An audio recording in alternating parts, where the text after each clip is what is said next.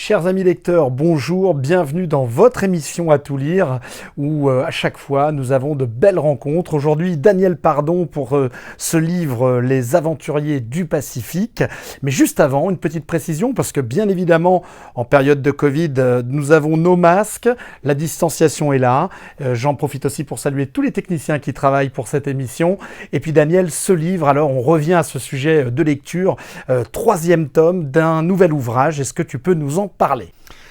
Eh bien, après les deux premiers tomes, le tome 3 s'imposait, à savoir 20 biographies de personnages qui ont marqué l'histoire de l'Océanie et du Pacifique. Alors, le Pacifique, c'est pas notre petit microcosme, hein, ça part du Panama et ça va jusqu'à la côte ouest de l'Australie, on remonte jusqu'en Micronésie, aux Mariannes, on va jusqu'à Juan Fernandez au large du Chili.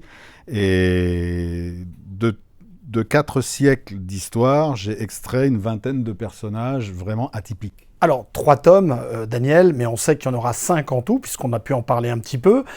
Ces 5 tomes, ça veut dire pourquoi une collection de 5 tomes sur ces aventuriers du Pacifique? Bon, d'abord pour une raison pratique toute simple. Un tome, ça serait un pavé monstrueux. Et c'est surtout que la richesse de l'histoire de la région est telle qu'on ne peut pas rester sur quelques historiettes qu'on connaît par cœur. Alors, historiette, c'est un peu péjoratif, c'est pas ce que je veux dire, mais Wallis, Cook, Bougainville, La Pérouse, on est en overdose. Je veux dire, il y en a des mètres entiers de bibliothèques. Il y a des dizaines et des dizaines de personnages qui ont eu des rôles essentiels, mais complètement oubliés aujourd'hui. Moi, je ne suis pas historien, je suis juste journaliste femme de ménage, c'est-à-dire que j'enlève la poussière sur les rayons et puis je dis tiens là il y a un bonhomme qui a fait quelque chose d'extraordinaire en bien ou en mal, c'est parfois monstrueux. Alors, tu as donc, on va dire, évoqué justement le fait qu'on ne parlera pas dans ces tomes des personnages les plus classiques, les plus connus, parce qu'il y avait vraiment des personnages et des identités et des histoires assez incroyables. Pour faire 5 tomes, c'est que dans tes recherches, tu as dû t'amuser et en tout cas trouver des histoires incroyables. Je prends un exemple tout simple, le traité de Waitangi. Les Anglais prennent possession de la Nouvelle-Zélande. Si on étudie ce traité, on voit que ça a été effectivement mis sur pied par des pasteurs protestants britanniques. Mais en réalité, pourquoi ça a été fait? Ça a été fait parce qu'un original français, le baron de Thierry, s'est pointé un matin en Nouvelle-Zélande, dans l'île du Nord, en disant « je suis le roi ». Et d'ailleurs, la flotte de guerre française me suit.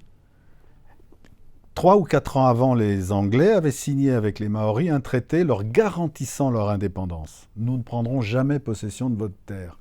Mais ils voient arriver Sturluberlu qui dit « mais toute la marine de guerre française est derrière moi, on prend possession de l'île ». Qu'est-ce qu'ils font? Ils signent le traité de Waitangi, ils prennent possession de la Nouvelle-Zélande. Ce bonhomme-là, il est passé quasiment aux oubliettes de l'histoire. Qui s'occupe aujourd'hui du baron de Thierry? Personne. Mais c'est quand même à cause de lui. Il était un peu loufoque, c'est clair, mais c'est à cause de lui que la Nouvelle-Zélande est devenue britannique. Alors, d'où l'importance de ces ouvrages, ces personnages atypiques. Il y en a d'autres. J'ai cru comprendre qu'il y avait aussi des histoires de cannibalisme, de choses comme ça. Il y a certains cas de cannibalisme qui sont d'autant plus intéressants que ce sont des Européens entre eux qui ont eu le bon goût de se dévorer, dans des circonstances un peu particulières. Il est vrai, ce n'était pas au menu de la cantine. Il y a d'autres personnages totalement oubliés, comme Thurston aux Fidji. Thurston était un ministre du roi Kakobo, il lui était loyal, mais face à eux se sont retrouvés des planteurs anglais et américains qui ont dit « nous, on est Ku Klux Klan, on va monter un gouvernement Ku Klux Klan » parce que ce qu'ils appelaient abominablement le roi nègre et toute cette race inférieure de Fidjiens n'avaient pas à garder le pouvoir. Ils ont fait un coup de force militaire. Heureusement, ce Thurston, qui était un Britannique catholique, plutôt fidèle au roi, et en tout cas à des principes moraux, a dit « mais attendez, on ne va pas faire le Ku Klux Klan, cette espèce d'horreur qui existe depuis quelques années aux États-Unis, on ne va pas avoir un gouvernement Ku Klux Klan dans le Pacifique. Qu'est-ce qu'on va faire? On va mettre tous les Fidjiens en esclavage. Donc, lui a répondu militairement. Il a gagné. On a quand même échappé à un phénomène historique qui aurait été vraiment une tâche sur cet océan, quoi. Comment on devient historien après avoir été rédacteur en chef d'un quotidien connu de la place. Je veux dire, cette aventure-là aussi, elle est incroyable. Tu es aussi un aventurier du Pacifique, quelque part. Non, mais je pense que tous les journalistes ont le devoir de faire une synthèse à la fin de leur carrière de ce qu'ils ont vu, de ce qu'ils ont fait, de ce qu'ils ont croisé. Moi, dans mon métier, je suis journaliste depuis 45 ans, 45 ans de pratique.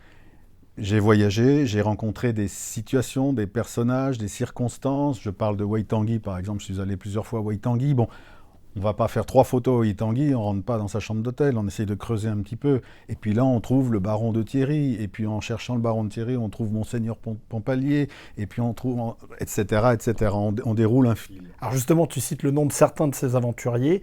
Quel est celui pour toi, ton préféré, on va dire, parmi les... Alors, tu n'as pas encore écrit les 5 tomes, tu es déjà au 3e. S'il y en avait un que tu devais choisir, un petit peu celui qui t'a le plus touché et dont tu voudrais nous parler.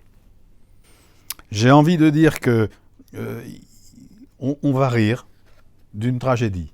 Bon, avec le temps qui est passé, je pense qu'on peut s'accorder cette petite fantaisie. John O'Rourke, jeune explorateur australien qui veut explorer le bush, l'outback. Il a des chevaux, mais les chevaux dans le désert, ça va pas loin. Un Australien a importé un dromadaire des îles Canaries, qui s'embête à mourir dans un enclos à Sydney. Le John O'Rourke en question le sait et lui dit « Moi, c'est parfait, il me faut ce vaisseau du désert pour explorer l'outback. » Ils partent, au bout de 3 jours, ils voient un oiseau extraordinaire avec ses collègues, ils disent « Bon, on va le tirer pour pouvoir l'empailler, le garder dans nos collections. » Il fait mettre son dromadaire à genoux pour avoir accès à des munitions, mais en même temps, il charge son fusil par le haut. Et le dromadaire qui est bardé de sang, parce qu'il porte beaucoup de sacoches et de bagages, une des petites courroies accroche la gâchette du fusil. John O'Rourke a la mâchoire du bas arrachée, la langue arrachée, les dents arrachées. Bon, donc c'est une tragédie. Il sait qu'il va mourir, il n'y a pas d'antibiotiques à l'époque, et puis il est dans un état effroyable de toute façon. Très isolé sûrement. Complètement isolé au milieu du bush. On essaye de le ramener autant que faire se peut vivant chez lui où il meurt, mais avant de mourir, il dit « Si je meurs, vous tuez le dromadaire !» Le dromadaire a été tué quelques heures après que ce malheureux John O'Rourke ait rendu son dernier souffle. Alors bon, c'est pas le personnage le plus important de mon livre, mais il y a des tas de personnages comme ça qui ont eu des destins tout à fait incroyables, et c'est sympathique d'essayer de remuer cette poussière et de les mettre en valeur. Ah, mais je suis sûr que les lecteurs qui te regardent, en tout cas, seront très intéressés par tous ces personnages hétéroclites et originaux. Qu'est-ce qui fait que tu continues maintenant à écrire? C'est-à-dire que tu as eu d'autres ouvrages avant. On s'était déjà rencontrés sur les graines, voilà les graines, fleurs, voilà les pour fruits. Raconter un petit peu ton parcours. Oui. Ça fait combien de temps maintenant que tu écris? Ça fait plus de... ça doit faire... Mon premier livre date de 85, du Festival des Arts du Pacifique, 86. Et après, j'ai commencé à écrire tout simplement les livres que je ne trouvais pas en librairie. Pas de guide sur l'île de Pâques, rien de sérieux sur Mururoa. Donc ça, c'est un petit peu ton côté journaliste, c'est intéressant. Ça veut dire que tu ne voyais pas certains livres en librairie, tu te disais, il faut les faire. Il faut les faire. Je veux dire, il n'y a pas un livre, quand je suis arrivé ici il y a plus de 36 ans, il n'y avait pas un livre sur les fleurs cohérent. Il y avait des petits opuscules. Il n'y avait pas un livre sur les fruits. Il n'y avait pas de guide de l'île de Pâques alors qu'on avait 3 avions par semaine et qu'on allait très souvent à l'île de Pâques. Il n'y avait rien sur Mururoa. Il y avait des tas de choses sur lesquelles on ne savait rien. Les graines bijoux que l'on porte autour du cou, toutes nos vainés en portent. C'était un long travail. Je ne suis pas spécialiste des graines. Je ne suis pas né avec... Justement, quand on parle de long travail, on peut, dans le temps, qu'est-ce que ça représente comme temps de travail quand on fait comme ça déjà 3 opus et quand tu nous dis que tu vas aller jusqu'au 5e tome, ça représente quoi en termes de temps? Ces 3 premiers tomes représentent 5 ans de travail, mais je suis déjà en avance en termes de rédaction puisqu'il me faudra 100 biographies pour faire mes 5 tomes et j'en suis déjà à 116 ou 117 biographies, donc je vais pouvoir trier. Éventuellement, si c'est richissime, on peut pourquoi pas faire un 6e tome, je ne sais pas. Mais c'est plusieurs années de travail. Chaque livre, c'est quand même 4-5 ans de travail. Hein. On ne fait pas un livre en un claquement de doigts. Est-ce que le mythe de l'auteur qui vit un peu reclus, qui a besoin de calme, de silence, c'est une réalité dans ton travail, dans ta façon de travailler ou... Non, mais j'aime bien être seul, c'est clair. Oui, j'aime bien être à chercher mes documents. J'aime beaucoup le travail que j'ai sur ces aventuriers parce que je suis en contact avec des gens en Nouvelle-Zélande, à Hawaï, à San Francisco, en Australie, dans des bibliothèques. Ils me fournissent des informations, je leur fournis des informations. On échange beaucoup. Mais c'est vrai que fondamentalement, je suis quand même tout seul dans mon bureau tranquille. C'est marrant parce qu'on parle de la fiction qui souvent, le livre hein, peut devenir fiction. Je suis sûr qu'il y a des personnages là, qui pourraient être l'objet ou le sujet finalement de téléfilms ou d'histoires racontées à travers la caméra. Oui, il y en a eu. Il y en a un dans ce livre d'ailleurs, l'Odyssée de Mary Bryan, qui était une déportée britannique en Australie et qui est partie avec son mari et avec ses 2 enfants en bas âge sur une barque non pontée. Ils ont fait au moins 5000 km pour arriver jusqu'au Timor. Ils ont été recapturés par les Anglais là-bas, ramenés en Angleterre. Mais entre-temps, cette Mary Bryan a perdu sa fille aînée dans ses bras de fièvre et de malnutrition. Elle a perdu dans les mêmes conditions à Timor son mari.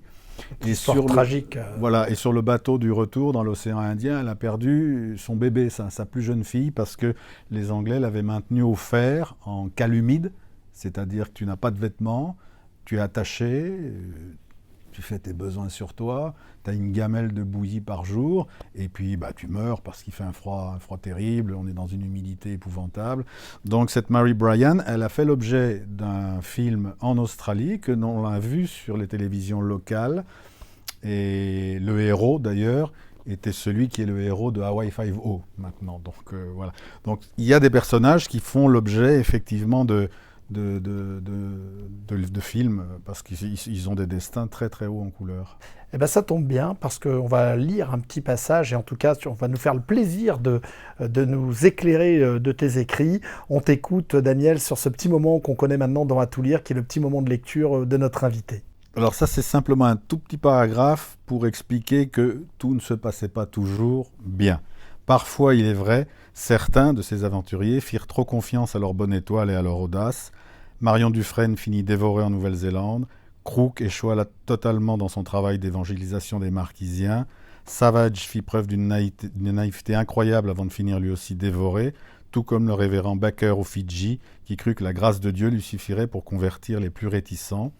Une constante apparaît à la lecture de ces biographies, la faculté de presque tous ces aventuriers et aventurières à rebondir face aux coups du sort, tant que l'on n'est pas mort, tant que l'on n'est pas tombé sous les coups d'un casse-tête, tant qu'on a encore un simple souffle de vie, on se relève, on persévère, on continue, on avance jusqu'au bout. Merci Daniel. Je suis sûr que, comme moi, les aventuriers du Pacifique vous a en tout cas interpellé. Alors, à découvrir sans modération, parce qu'il y a déjà 3 tomes et puis que 2 tomes sont en préparation. Donc, à vos livres, à très vite sur TNTV pour un prochain À tout lire et de prochains personnages à découvrir sur notre plateau.